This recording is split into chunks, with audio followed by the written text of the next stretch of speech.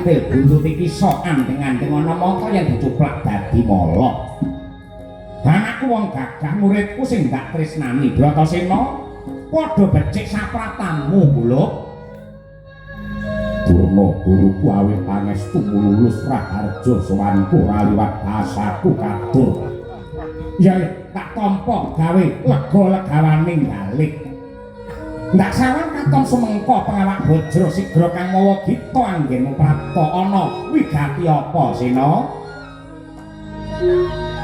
Bapa Durna kaya mlaku tan weruh dalan lamun to menungsa tanpa kawruh lan ngelmu.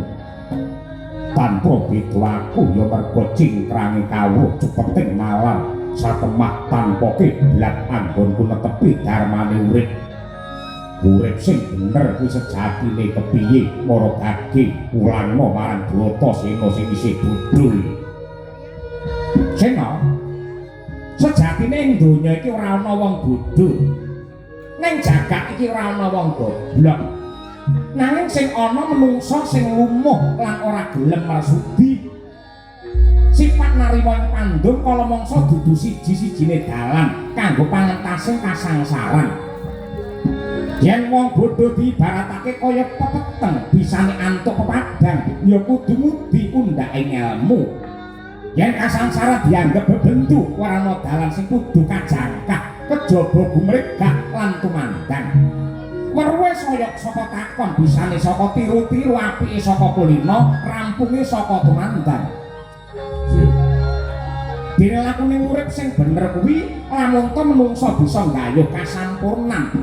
Ya sanadyan kuwi angel banget nanging yektine kudu dibudidaya. Yen manungsa bisa nggayuh sampurnaning urip yekti bakal dadi sangu anggene nyakup marang sampurnaning pati.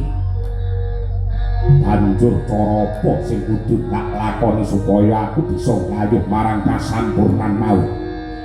Bratasena sing dadi pancadan kasampurnan ya ngelmu kang ana ing pamikir. Dene ngelmu mau sing mernahake ora ana liya kejaba mung guru. Ingkang sinebut guru iku ora kudu bleger menungsa, nanging jagat sak isine bisa dadi guru sing becik lamun to murid mau awas paningale anggene nyinau marang gumelaring swasana ing mapan ning ngarep mburi ngisor dhuwurmu.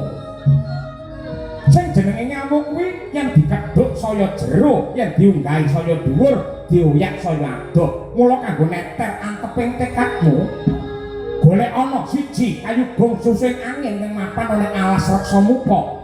Angka loro ya kuwi banyu suci Perwitasari ing mapan ana ing Samudra Minangkabau.